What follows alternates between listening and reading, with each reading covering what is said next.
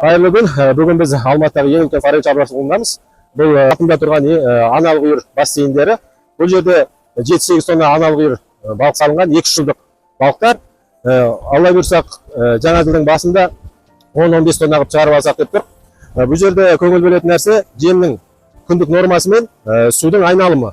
Күніне су әр бассейнде 8-9 рет айналым болады біздің бұл шаруашылықта. Бұл балықтардың ерекшелігі өзінің еті қызыл және уылдырығымен дайын болады, алла бұйырса. Аналық балық ұстау үшін бірінші бассейннің көлемі және судың айналымы өте маңызды. Жоқ дегенде күніне форель балығында 8-9 рет су айналымы болу керек. Және жемнің күндік нормасын, мөлшерін дұрыс есептеу керек. Сонда ғана армандаған нәтижеге қол жеткізуге болады. Бұл балықты біз қазір кемі 5000 килограмм сатамыз. Бұл 3 жылдық балықтар, одан төмен баға болмайды. Өйткені 3 жылда кеткен себестойлысы өзі бар, соны есептегенде примерно сол баға кетіп тұр.